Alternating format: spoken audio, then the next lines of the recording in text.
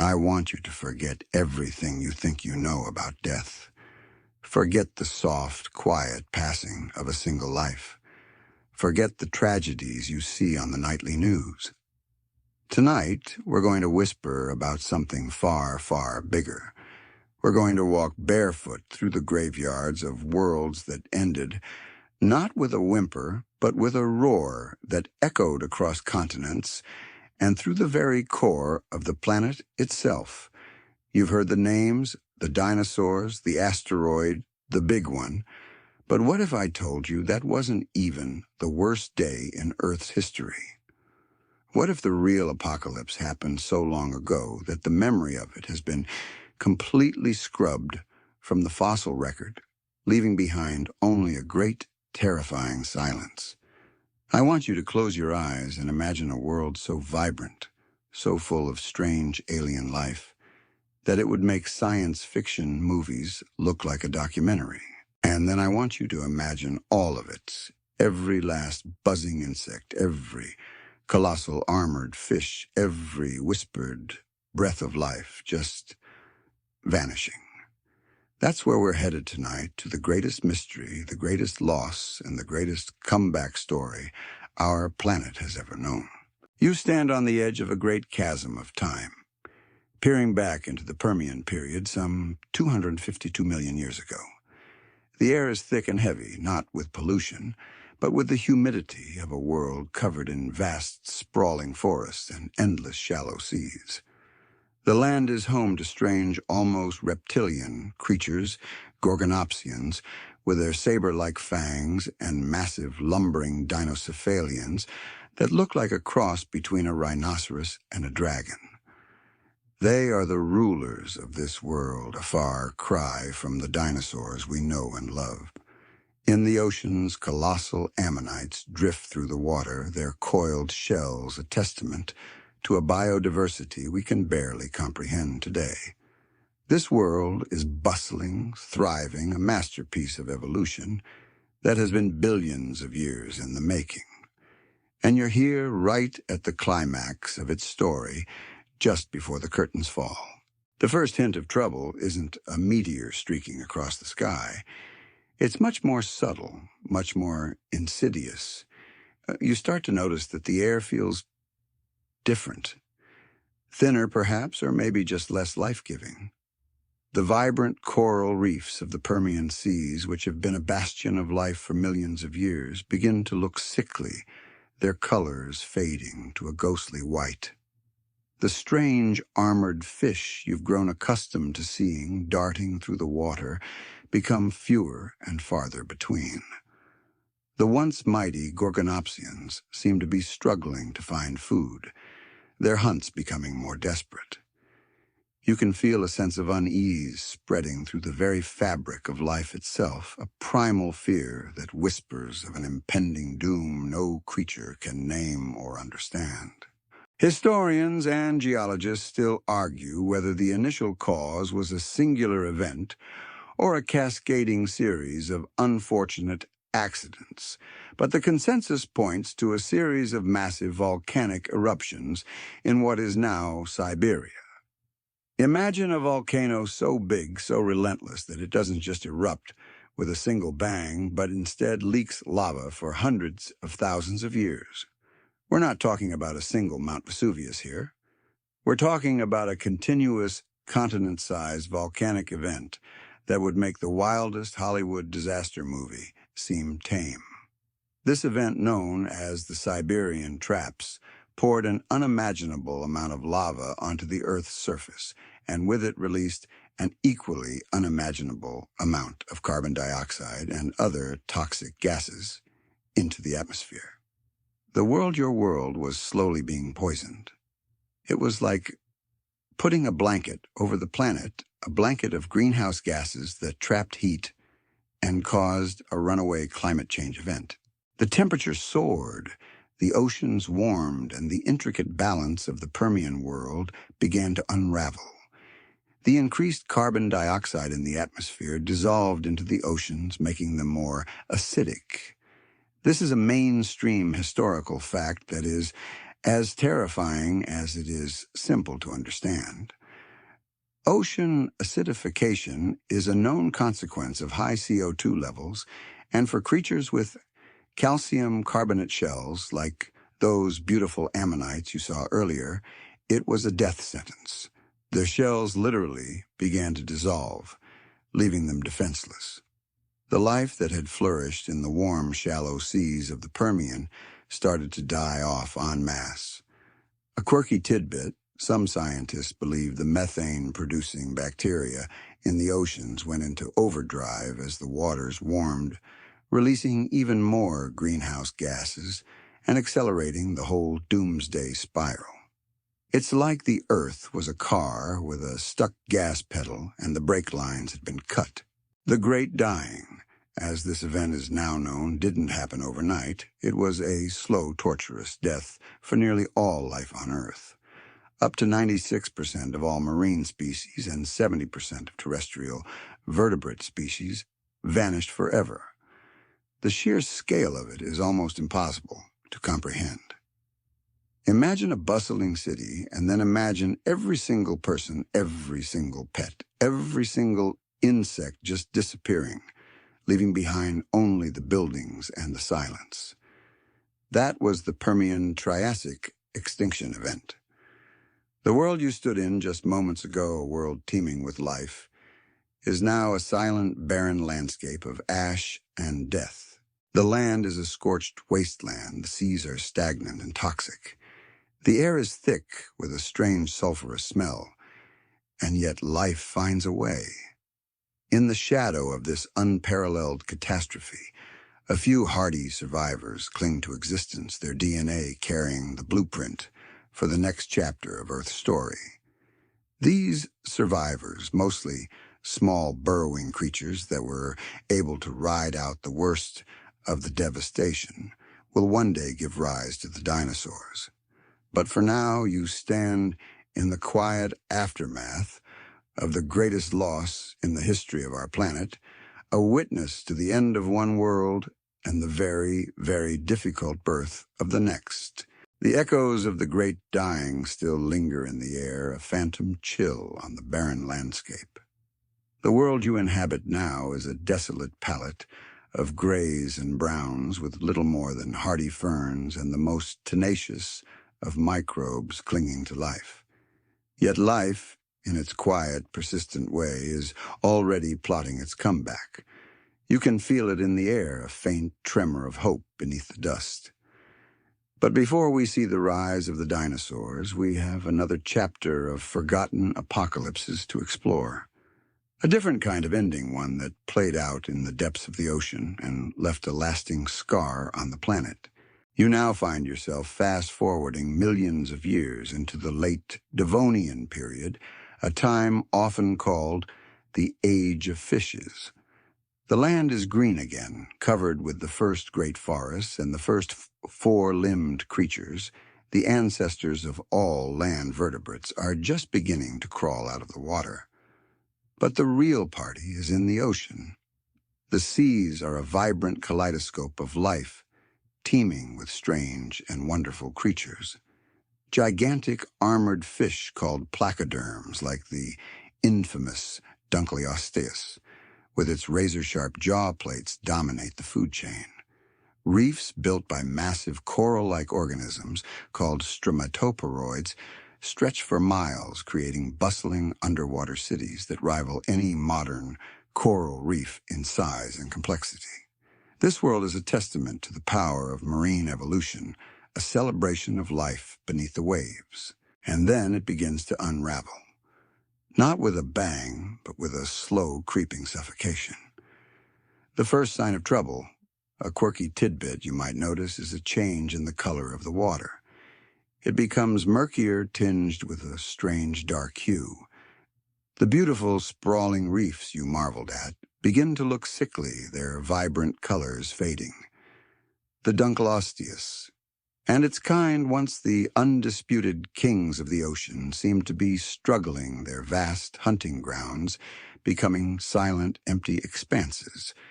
You can feel the oxygen leaving the water, a slow, agonizing process that turns the life-giving ocean into a vast, suffocating tomb.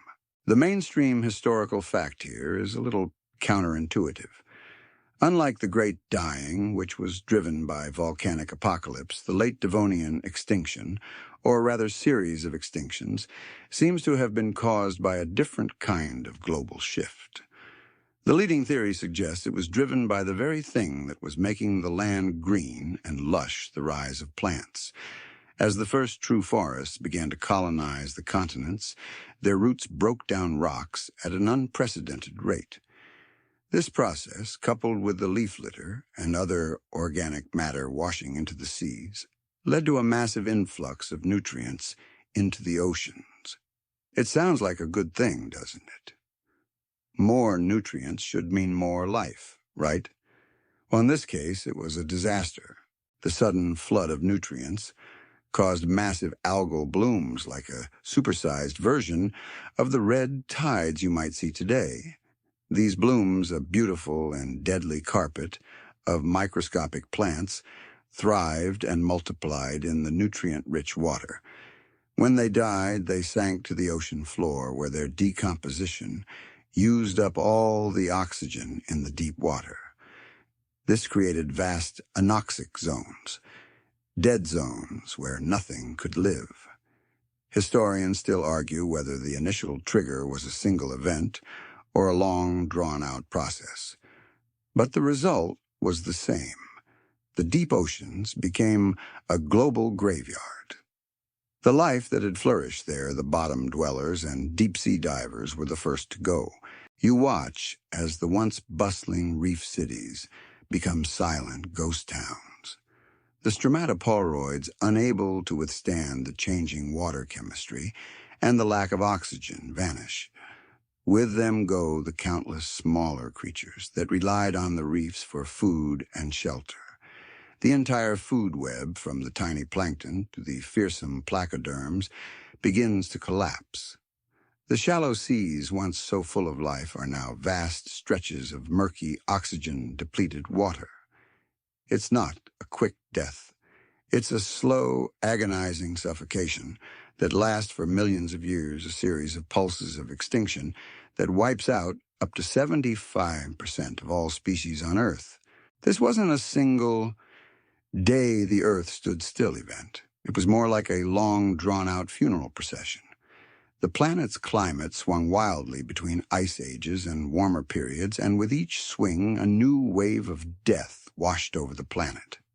It was an era of slow planetary agony, a painful reminder that even the most subtle changes can have catastrophic consequences when they are allowed to compound over time. The once great Dunkleosteus is a memory. The intricate reefs are gone, and the oceans are a shadow of their former selves. And yet you can still hear the whisper of life. In the quiet anoxic depths, a few clever survivors persist. Fish with lungs, the ancestors of our modern lungfish, are able to gulp air from the surface, giving them a crucial advantage in the oxygen-starved waters. And on land, those early amphibians who had only recently found their legs are able to thrive in the face of this marine catastrophe. This extinction was a great pruning, a reset that wiped out the old rulers of the sea and made way for the rise of new life, a transition that would in time lead to the age of dinosaurs. But for now, you stand at the edge of a quiet, lonely ocean, a witness to the profound silence left behind by the great dying's aquatic cousin. The great silent oceans of the Devonian are a testament to what was lost, but the world on land is humming with a new kind of energy. You feel the soil beneath your feet, rich with the decaying matter of the first forests, a stark contrast to the barren landscape we left behind after the Permian. Small, scuttling creatures, ancestors of our modern reptiles, are beginning to find their footing on this newly green planet. They are not yet the titans of later eras, but they are resilient, quick, and most importantly, they are here. The stage is set for a new kind of drama, a new kind of tragedy, and a new kind of beginning. You fast forward again, and the world has changed once more. This is the late Triassic period, a time of scorching deserts and vast, humid swamplands. The supercontinent Pangaea is still intact, a massive landmass where you could walk from what is now North America to Africa without getting your feet wet. The stars of this show are not yet the T-Rexes and Triceratopses you know. Instead, you're watching a different cast of characters. Crocodilomorphs. The ancient cousins of modern crocodiles are the undisputed land rulers dominating the waterways and hunting along the shores.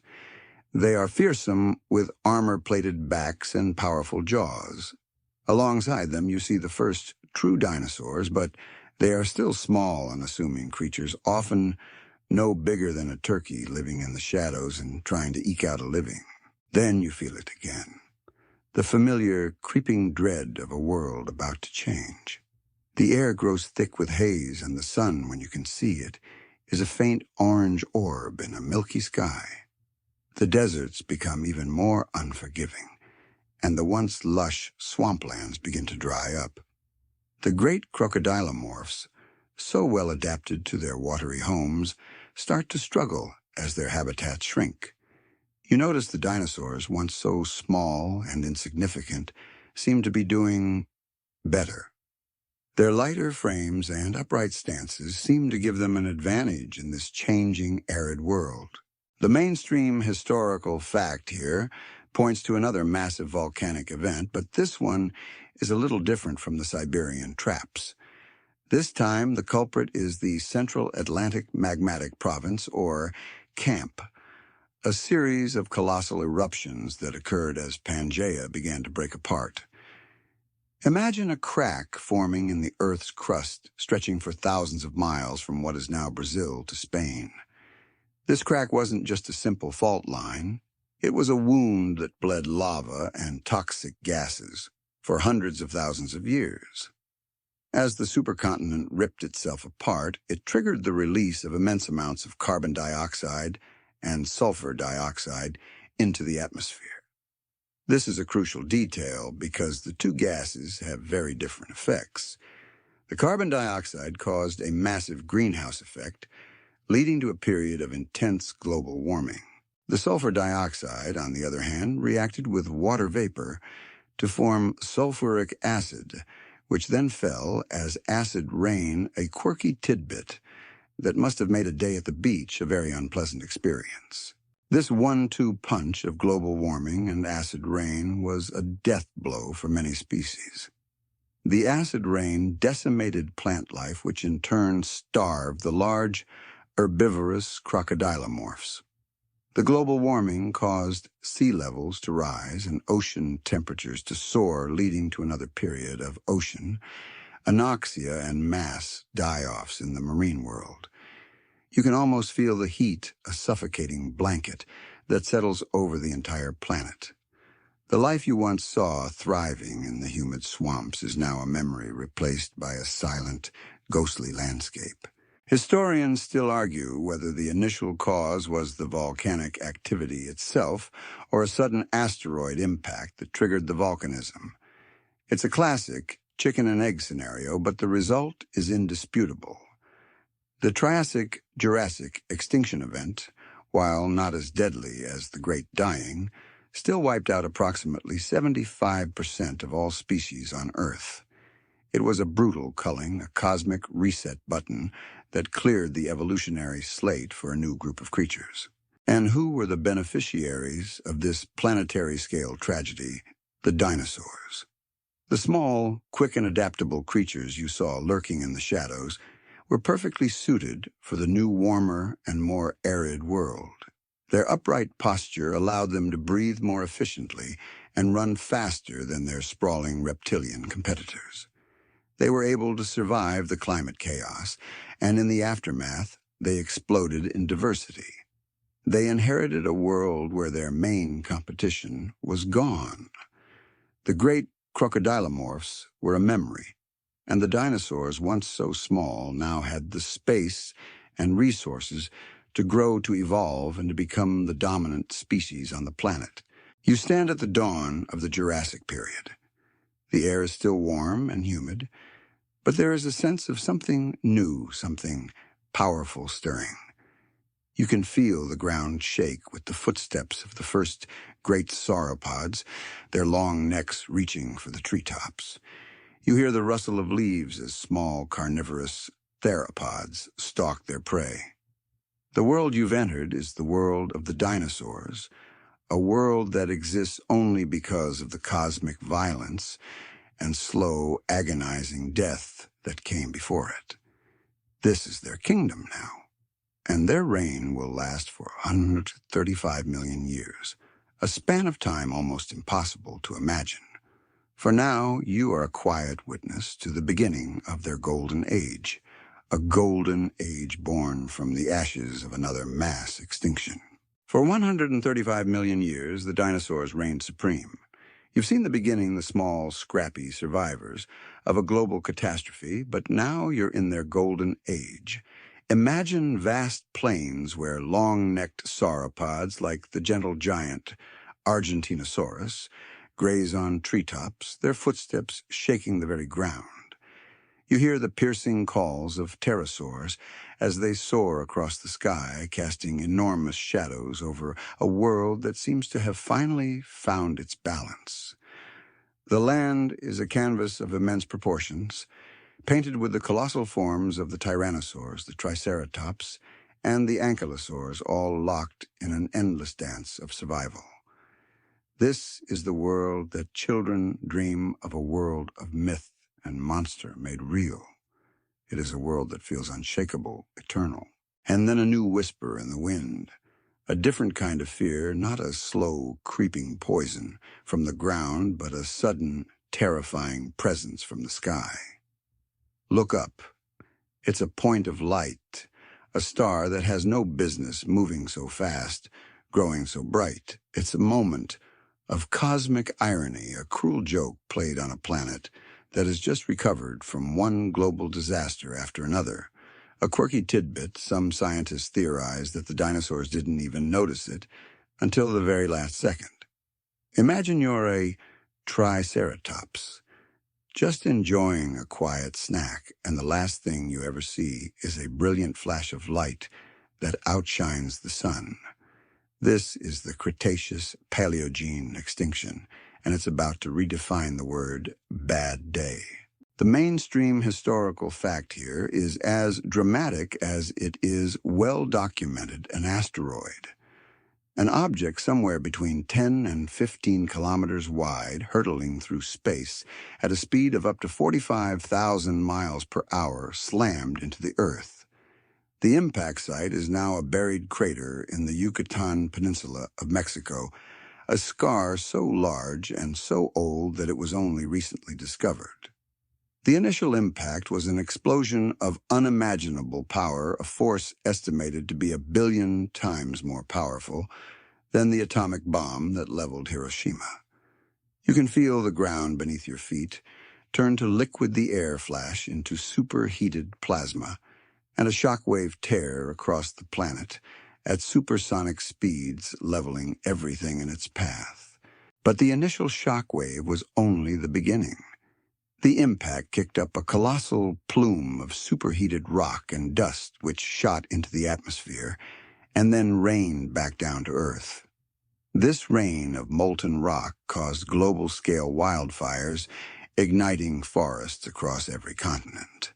The sky was literally on fire, a horrifying spectacle that must have been the final sight for countless creatures.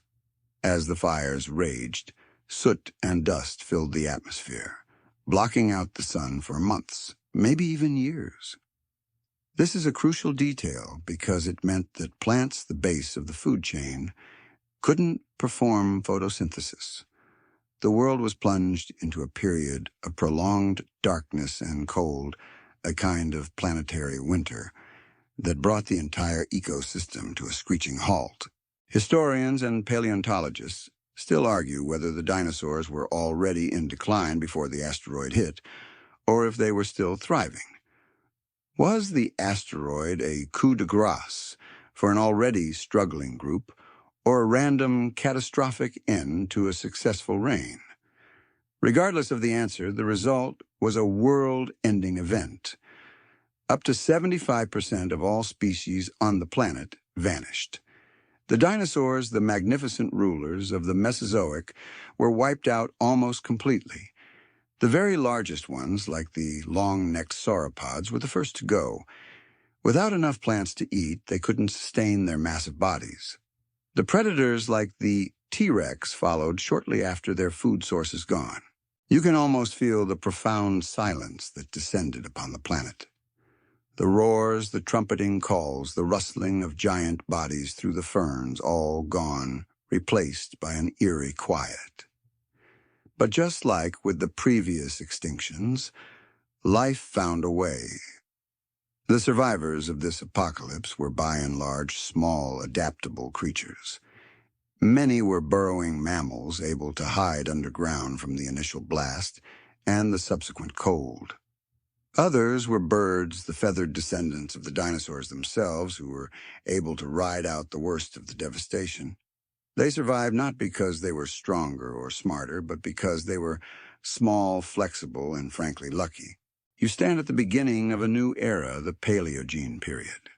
The air is cold, the ground is littered with the charred remains of a world that was, and the sky is still a murky gray. But if you listen closely, you can hear a different sound. The scuttling of a small mammal, the rustling of a rat-like creature in the undergrowth.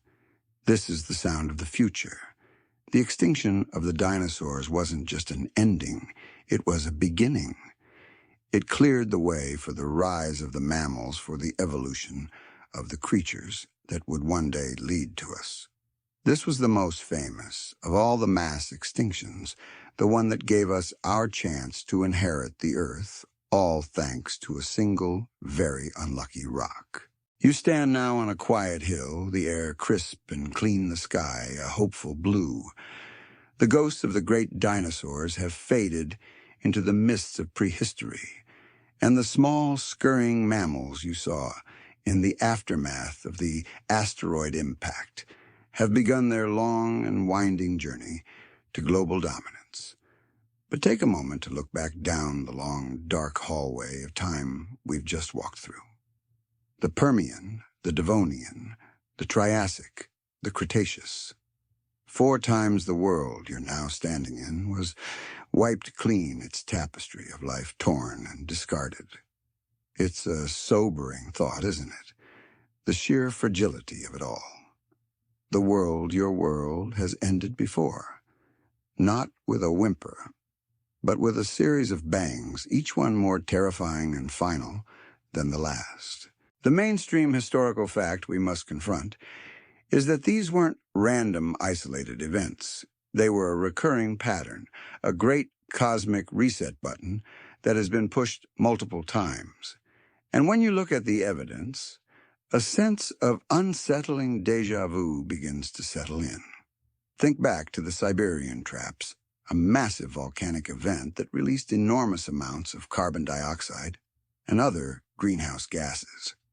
The world warmed, the oceans acidified, and life suffocated. Now remember the Central Atlantic magmatic province, the great volcanic wound that opened as Pangaea tore itself apart. The result was a similar 1-2 punch of global warming and acid rain leading to another mass extinction. There is a disturbing commonality here. The planet, it seems, has a way of reacting to these large-scale geological shifts, and its reaction is often violent and deeply unforgiving. But the pattern isn't just about volcanoes. Remember the late Devonian extinction. The one caused not by fire, but by the very greening of the planet. The rise of the first great forests, while a boon for life on land, caused a massive influx of nutrients into the oceans, leading to oxygen-depleting algal blooms and widespread death. This is a quirky tidbit that shows how even a seemingly positive evolutionary development can have catastrophic, unforeseen consequences. The planet is a complex, interconnected system, a giant machine with an intricate web of moving parts. Pull on one thread, and the whole tapestry can begin to unravel. The history we've just walked through is a series of lessons in what happens when that happens. Historians and geologists still argue whether these extinction events were truly a part of a larger regular cycle, or if they were just random acts of cosmic violence. Some propose a theory of a Death Star companion. To our sun, a dark star that passes through the solar system every 26 million years, disturbing comets and sending them hurtling towards Earth. Others argue that the extinctions are simply a product of the planet's own chaotic and unpredictable nature, a kind of geological Russian roulette. Regardless of the cause, the effect is undeniable. Life has been pruned, reset, and reshaped multiple times, and each time it was a profound trauma for the survivors. So what does this all mean for you standing on this hill of the present? It means that life is not a straight line, an unbroken chain of progress. It's a jagged, stuttering, and often terrifying journey. The creatures that inherited the earth after each of these apocalypses weren't the strongest, the biggest, or the smartest. They were the ones who were lucky, the ones who were small and adaptable, the ones who were able to hide in the cracks of a dying world and wait for the sun to shine again. From burrowing mammals to lungfish, the survivors were the ones who found a way to persist in the face of impossible odds. We've focused on the big players, the gorgonopsians, the placoderms, the dinosaurs, and their dramatic demise. But the real story is in the small, tenacious creatures that came after. The history of life on Earth is not a story of permanent empires, but of fleeting reigns and endless opportunities for new life to emerge from the ashes. It's a history of resilience, of adaptability, of finding a way to continue even after the greatest of all tragedies. We are a part of that story, a product of a chain of survival that stretches back through these planetary-scale graveyard shifts. And as you look out over the world today, you are seeing a living, breathing testament to the power of new beginnings. We've had our fill of planetary apocalypses, haven't we? It's time to leave the grand, terrifying scale of mass extinctions and descend into a more intimate and in some ways more poignant story. We're going to a place that feels like it's a world apart, a place that was for millions of years untouched by the great land predators that shaped the rest of the planet. I want you to imagine a land of mist-shrouded forests, of ancient towering ferns, and a profound, living quiet that is almost impossible to find anywhere else on Earth. You are in New Zealand, or Aotearoa, as its first people called it, and you've just stepped into a world that time forgot. The mainstream historical fact here is that New Zealand broke away from the supercontinent Gondwana over 80 million years ago. This long isolation created a unique evolutionary laboratory. Think of it like a giant natural terrarium cut off from the rest of the world and left to its own devices. The result was a world where birds, not mammals, reigned supreme. There were no wolves, no bears, no lions. The predators were birds of prey, and the dominant herbivore was a bird, too. A very, very big bird.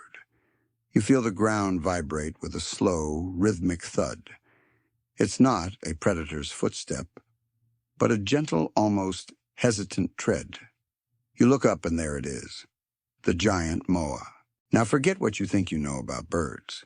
This isn't a chicken or an ostrich. This is a colossal, flightless bird, some species standing up to 3.6 meters, or nearly 12 feet tall. Imagine a creature so big you could comfortably stand beneath its neck without having to duck. It has a long, slender neck, a small head, and a body covered in thick, coarse feathers that almost resemble hair. It moves with a slow, deliberate grace, its powerful legs a testament to its size. A quirky tidbit about them, some researchers believe they didn't just walk on two legs. They had a peculiar shuffling gait that was almost like a waddle, a kind of ponderous dance that must have been a strange sight in the ancient forests. The giant moa, Dinornis maximus, is a creature of legend, and for good reason. It was the largest bird to ever walk the earth, a gentle behemoth that had no fear of the small, flightless creatures around it. Why would it? It had no land predators to worry about. Its greatest threat was another bird, the Haast's eagle, which we will meet later. But for now, you just stand and watch it graze. It moves through the dense undergrowth, its long neck reaching into the forest canopy to pluck leaves and branches. It's a peaceful scene, one of profound ancient balance. The moa wasn't a solitary creature. You see smaller species of moa, some only the size of a turkey, scuttling through the bushes. There are at least 9 different species of moa, all coexisting in this strange predator-free paradise. They fill the ecological niches that would have been occupied by deer, goats, and giraffes in other parts of the world. They are New Zealand's unique answer to the great herbivores of other continents. They are the gardeners of this land, shaping the flora with every bite they take, spreading seeds in every corner of the forest. Historians and archaeologists still argue whether the moa was a truly gentle giant or if it could be aggressive when provoked.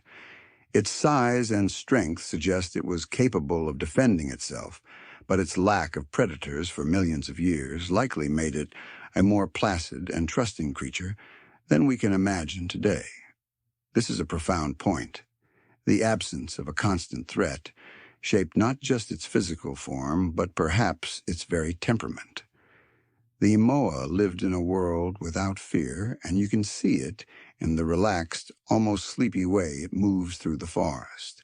You feel a sense of profound calm as you watch this great bird. There is no desperate flight or frantic scavenging here, only a slow, deliberate rhythm of life that has gone on for millennia.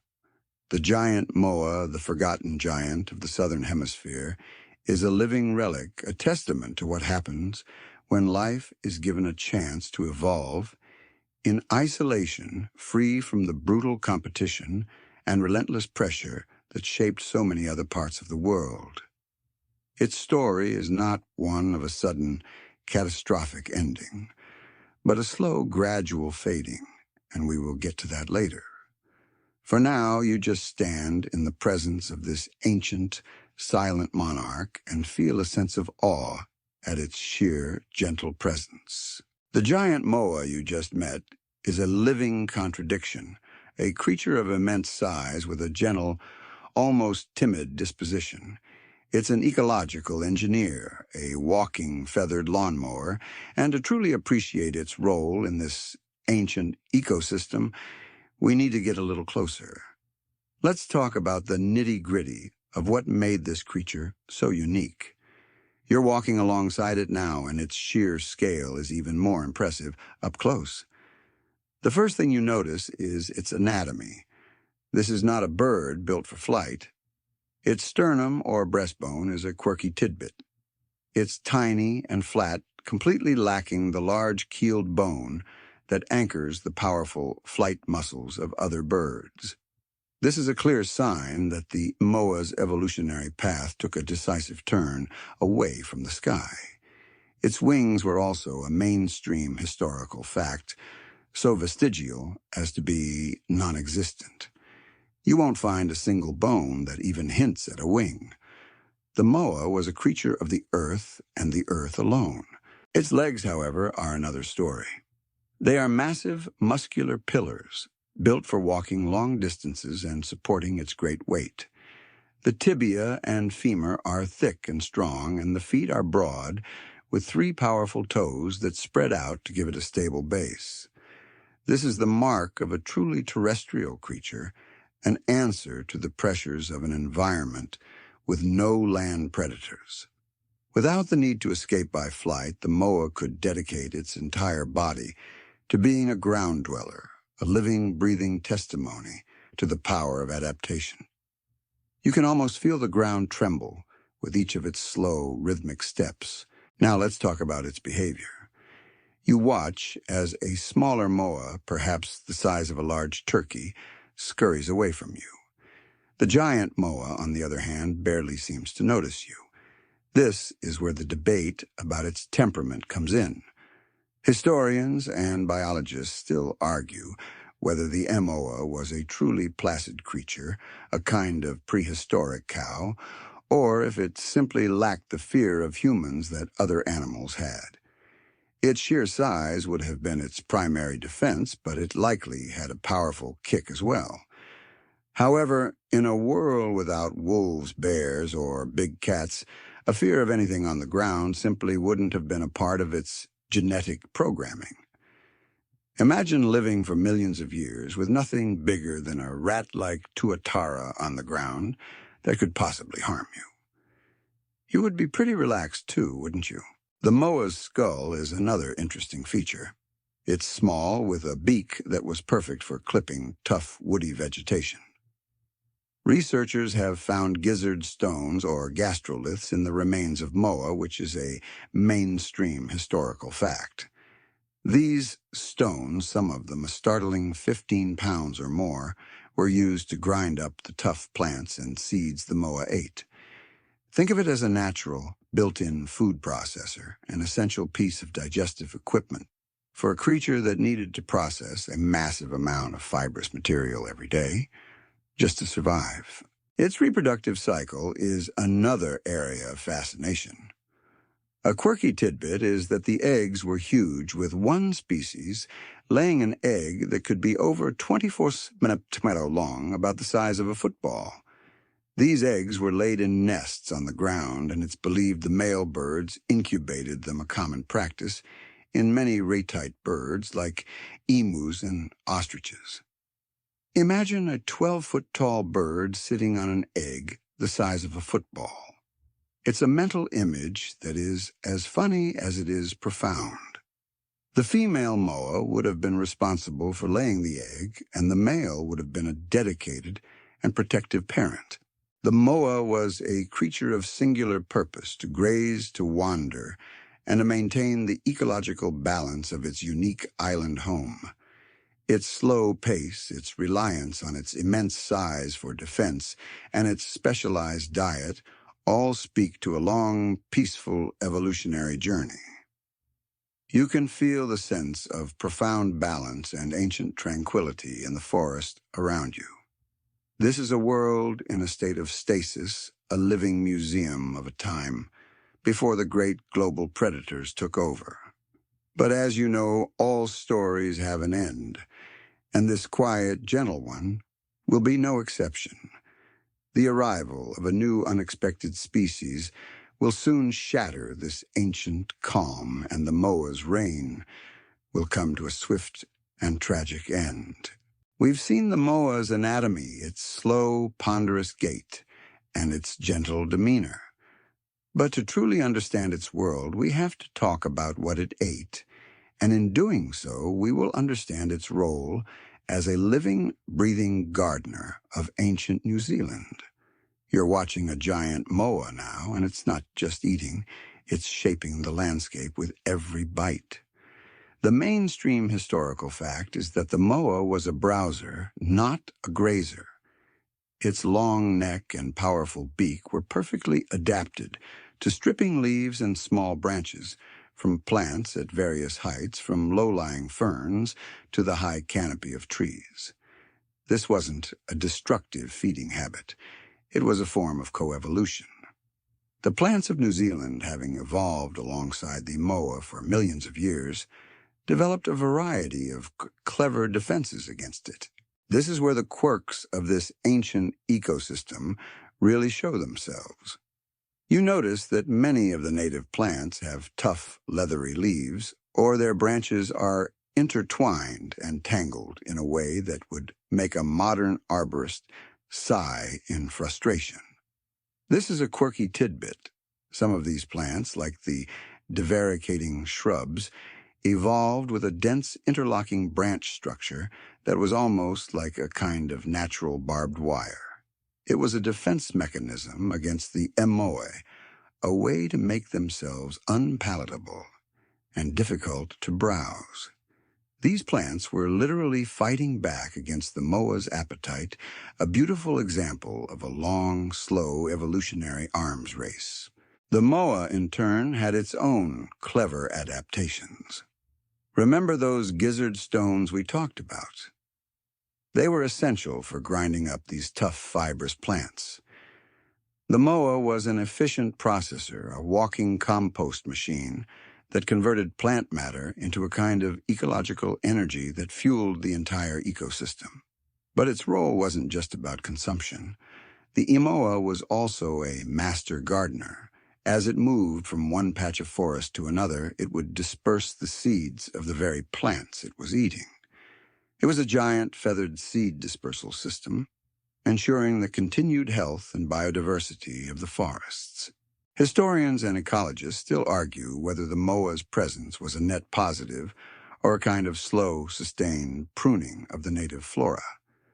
Was its browsing a destructive force that kept certain plant species in check, or was it a necessary part of a complex feedback loop that maintained the overall health of the ecosystem? The answer is probably a bit of both. The MOA kept the forest floor clear of dense undergrowth, allowing other smaller plants to thrive in the filtered light. It was a keystone species, a creature whose removal would have a ripple effect throughout the entire ecosystem, a ripple effect that, as you will soon see, proved to be catastrophic. The Moa lived in a world without mammals. There were no deer to eat the low-lying ferns, no possums to strip the leaves from the trees, and no rabbits to burrow into the ground. The niches that are filled by these creatures in other parts of the world were filled by birds. This is what made New Zealand so unique and so fragile. The balance was ancient, and it was precarious. The Moa and the Haast's eagle were at the top of their respective food chains, and their relationship was one of a hunter and its primary prey, a relationship that had remained unchanged for millions of years. The world of the Moa was a beautiful, peaceful place, a kind of living anachronism that survived on its remote island for millions of years. But every isolated world, no matter how remote, is eventually discovered. The story of the Moa is not one of a prehistoric extinction by volcano or asteroid. It is a story of a new, unexpected, and devastating force that arrived in its tranquil world, a force that would shatter the ancient balance and bring an end to the gentle giants of Aotearoa. You can almost feel the first faint tremor of that coming change, a change that would not come from the sky or the ground, but from the sea. We're going to take a brief departure from the green forests of New Zealand and dive into the deep, dark blue of the ocean. You've heard about the Moa, a creature so large it seems a myth. But what about a creature so big, so powerful, that it would make a Tyrannosaurus Rex look like a poodle? We're going to step back in time to the Miocene and Pliocene epochs, some 23 to 3.6 million years ago, a time when the oceans were home to a creature that embodies the word apex predator. You feel the warm tropical waters of the ancient seas envelop you. Look down into the depths. There in the deep blue is a shadow the size of a school bus. It is the megalodon. The mainstream historical fact about the megalodon is that it was the largest shark to ever exist, a true king of the seas. Its name, Otodus megalodon, literally means giant tooth, and for good reason. Its teeth were enormous, some measuring over 7 inches long. Imagine holding a knife, that big, serrated, razor-sharp blade that was used to shear off the flesh of giant whales. The megalodon was a force of nature, a creature that struck fear into the hearts of every other animal in the ocean. It was a carnivore of unimaginable power, its jaws a vice-like grip that could crush a whale's spine with ease. A quirky tidbit about the megalodon is that it was likely a homebody. Scientists have found fossilized teeth in shallow tropical nurseries, suggesting that the young pups stayed in coastal waters to avoid predators and find food. Imagine going to the beach and knowing that in the shallow waters there are baby sharks that are already the size of your car. It's a terrifying and fascinating thought. These shallow nurseries were perfect hunting grounds full of smaller fish and marine mammals for the young megalodons to hone their skills. But let's be clear, the adult megalodon was not interested in small fish. Its primary prey was whales, particularly the early baleen whales that were becoming more common in the oceans. You can almost feel the terror of a whale as the colossal predator swims towards it, its massive body moving with an unhurried, terrifying grace. The megalodon was a hunter of immense power, capable of striking from below with blinding speed.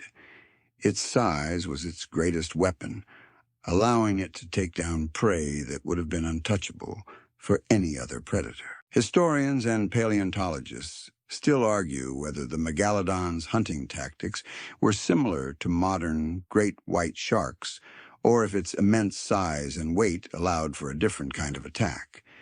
Did it use a great stunning bite, or did it methodically disable its prey like a modern killer whale? The answer is lost to time, but the fossil evidence of whale bones, bearing the telltale marks of megalodon bites, suggests that the encounters were violent and often fatal.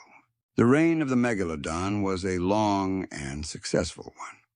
For millions of years, it was the undisputed king of the ocean, a creature so perfectly adapted to its environment that it seemed it would last forever. But as we've seen, nothing in this world is forever.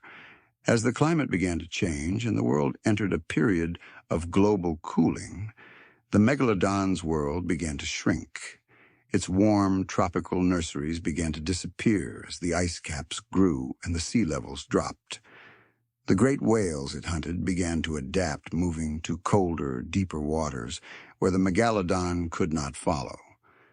Its long reign was coming to an end, not with a roar, but with a slow, chilling fade. The king was dethroned, not by a greater predator, but by the relentless, slow-motion changes of a cooling planet. The once mighty megalodon was simply no longer suited to its changing world, and its long, terrifying shadow began to fade from the oceans forever. The megalodon's long and terrifying reign has come to a close. The oceans you now swim in are a little colder, a little less full of terror, and a little more like the oceans we know today. The great, toothy shadow of the megalodon is gone, replaced by smaller, faster predators like the great white shark and the killer whale.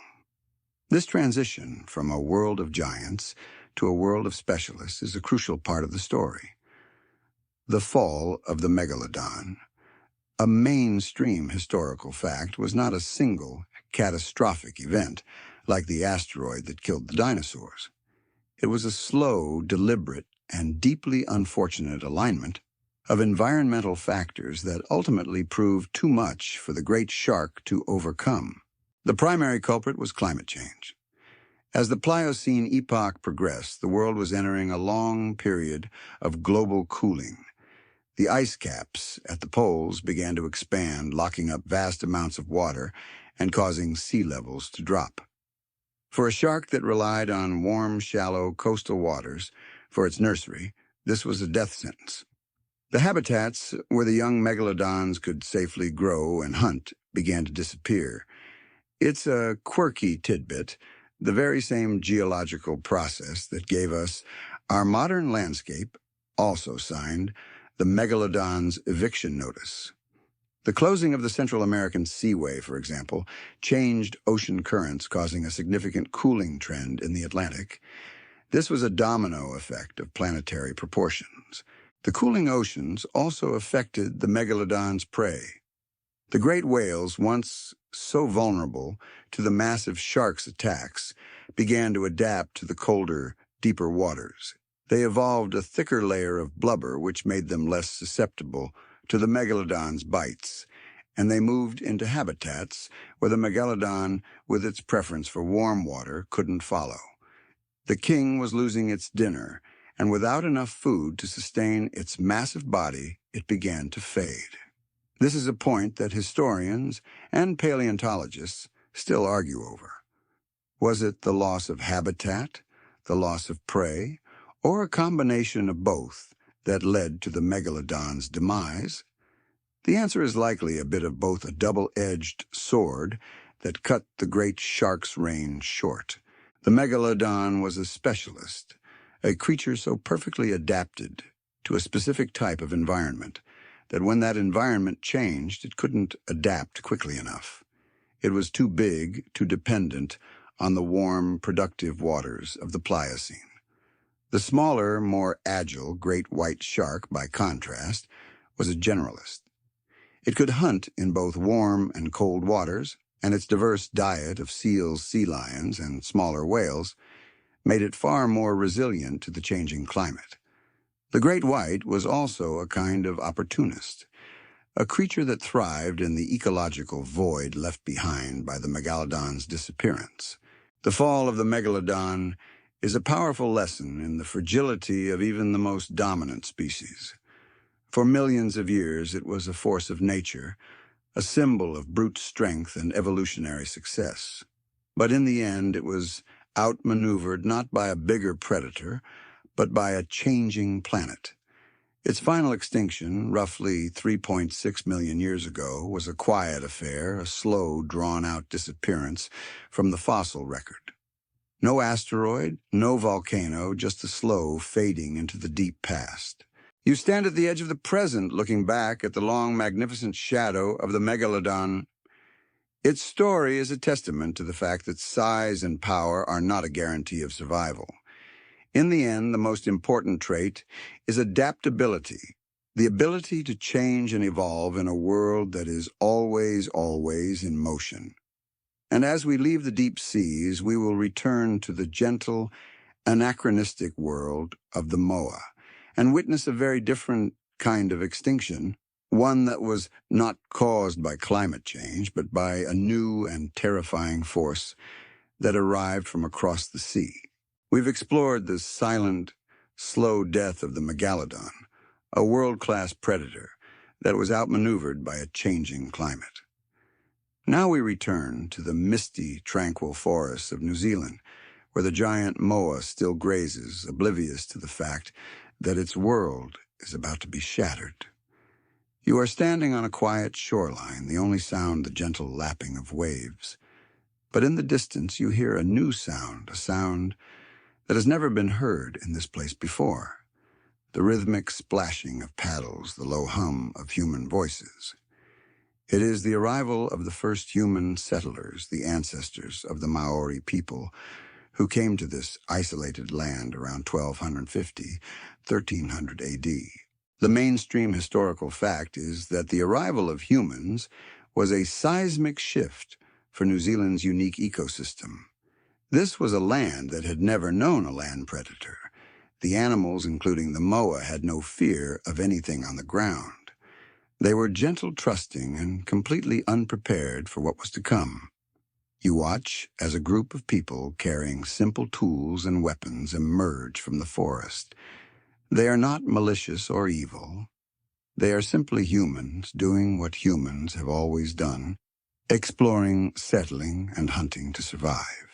A quirky tidbit is that the moa was an easy target. Imagine hunting a 12-foot-tall bird that doesn't run away from you.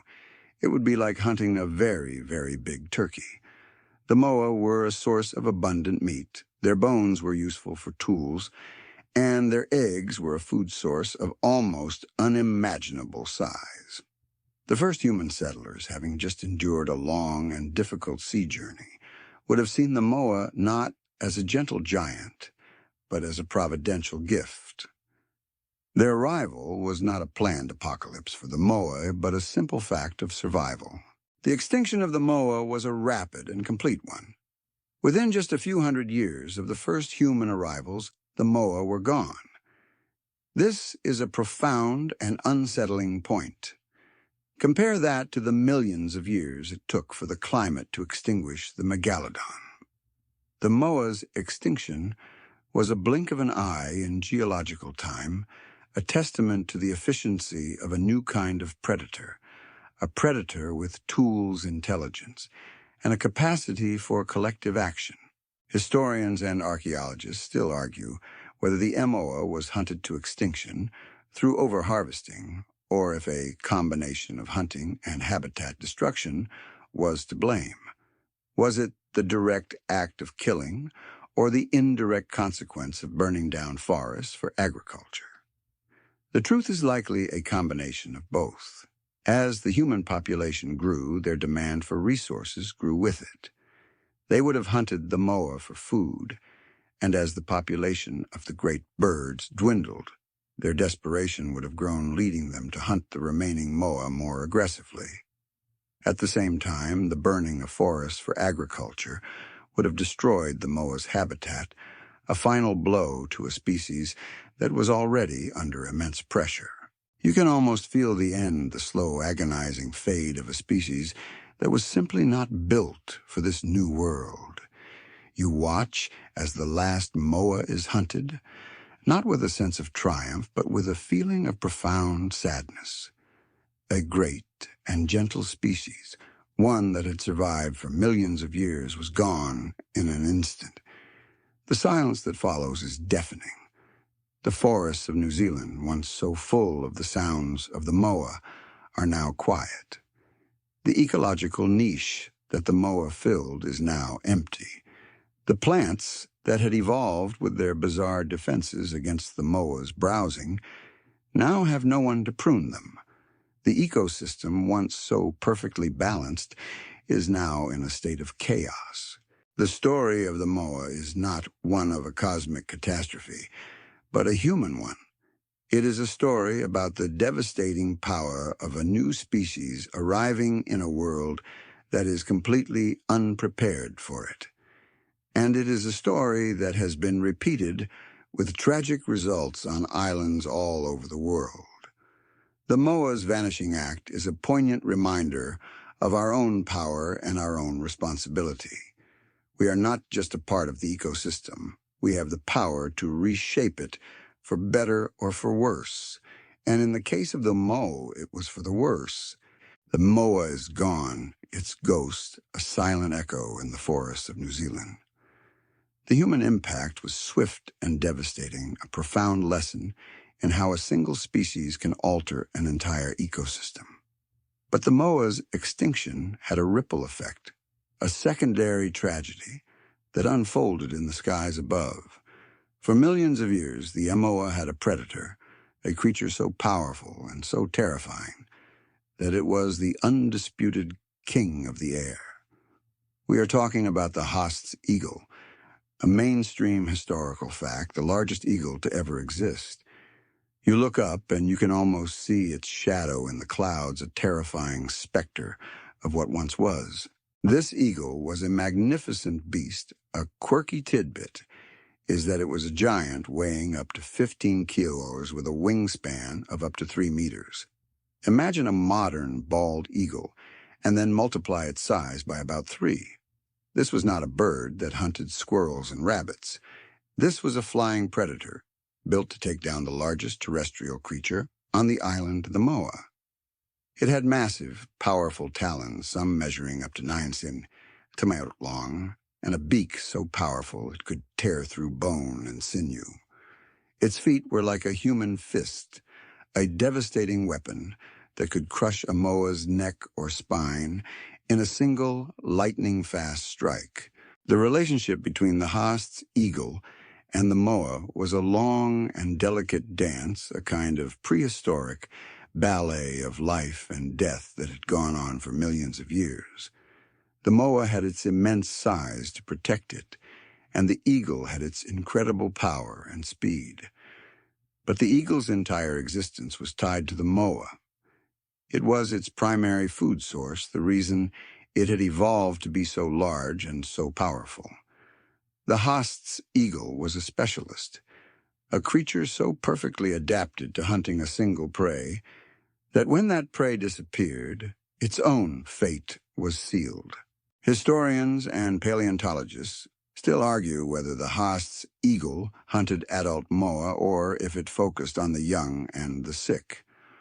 Was it a constant threat to the adult moa or a cleaner of the weak and the old? The fossil evidence suggests that it was capable of both. The Haast's eagle had the power to take down an adult moa, and it likely did so when the opportunity arose. But a more consistent food source would have been the young moa or those that were already weakened by disease or age. This hunting strategy would have ensured a steady food supply for the eagle without completely wiping out its primary food source. But the arrival of humans shattered this ancient balance. The moa population, once so vast and so stable, began to plummet. The eagle now, without its primary food source, would have been starving. You can imagine the eagles now hunting with a desperate ferocity, trying to find any food they could. But a creature so large and so specialized would have found it difficult to adapt to a new food source.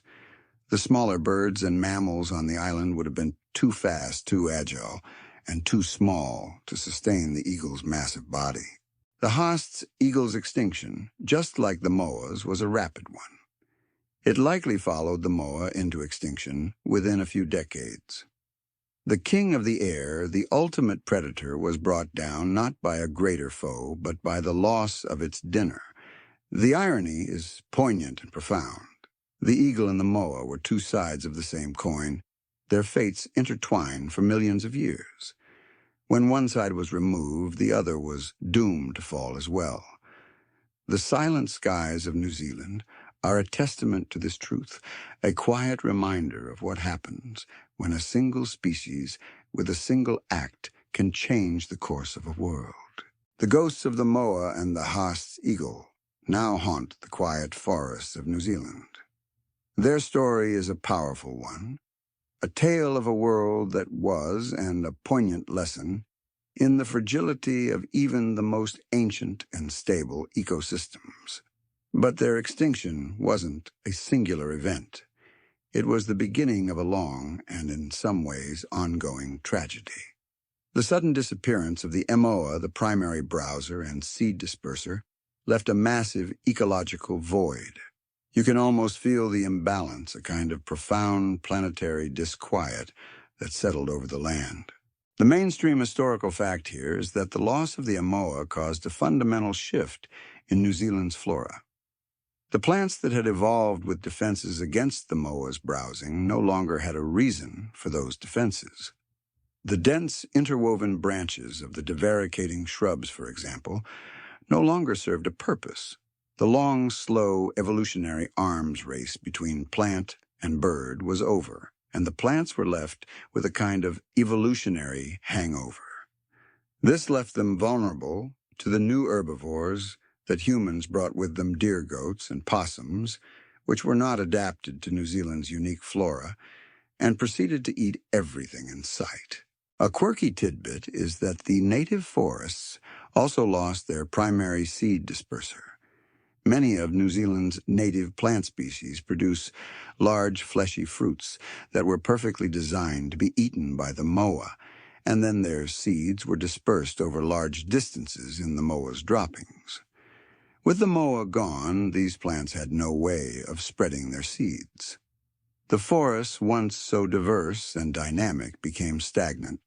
Their ability to regenerate and spread across the landscape severely diminished. The ripple effect of the moa's extinction was a slow-motion catastrophe. The Haast's eagle starved to death. The native forests were thrown into chaos. And into this ecological vacuum, a new set of invasive species brought by humans began to take over. This is a profound and important point. Humans didn't just cause the extinction of the moa. They created the conditions for a new kind of ecological imperialism where non-native species were able to thrive at the expense of the native ones. Historians and conservationists still argue whether the moa's extinction was an inevitable outcome of human arrival, or if it could have been managed. Could the early Maori have found a way to coexist with the moa to hunt them sustainably? Or was the collision between a flightless, fearless bird and a tool-wielding, resourceful human a tragedy that was bound to happen? The debate is a long and complex one, and it gets to the heart of our own responsibility as a species. You stand in a quiet, modern forest in New Zealand, and you can almost feel the layers of time beneath your feet. The native plants, the introduced species, the silent echoes of the moa. The moa's story is a profound, cautionary tale, a lesson in what happens when the delicate balance of an ecosystem is disturbed. It is a story of a great and gentle species that was simply not built for the world that arrived on its shores. Its death was not a heroic struggle, but a quiet, tragic end to a long, peaceful existence. And in its passing, it left behind a quiet, broken world, a world that is still trying to heal from the wounds of its absence. We've walked through the desolate aftermath of planetary apocalypses and the quiet, tragic end of a gentle giant. You have witnessed the great dying, the fall of the dinosaurs, and the vanishing of the moa. You've seen how both cosmic violence and human presence can reshape a world in the blink of a geological eye. But what do we do with this information? What does the story of the moa, a creature that has been gone for over 500 years, mean for us today? You are standing in a quiet forest, a place that feels a world away from the chaos and noise of modern life. But look closely. You are standing in the very place where the last moa might have stood. The mainstream historical fact is that the last remaining moa were likely hunted in the remote, high-altitude forests of New Zealand's South Island. They were the stragglers, the final holdouts, of a species that had already been gone for generations in other parts of the country. Their final moments were not a great climatic battle, but a quiet, solitary passing. A quirky tidbit that brings us home is that some scientists believe the last moa may have survived into the 19th century. There are local legends and anecdotal accounts from early European settlers of emu-like birds in the remote highlands, sightings that have never been officially confirmed, but which hint at the possibility of a final, desperate struggle for survival. Imagine a single moa, a solitary male perhaps wandering through the mists of the highlands, unaware that it is the last of its kind. Its existence would have been a silent, profound loneliness, a final echo of a species that had been a part of the world for millions of years. The moa's last stand was not a heroic one. It was a slow, sad fade into history. The ground it walked on is now part of a national park. The air it breathed is now part of the air that you breathe. But its absence is palpable.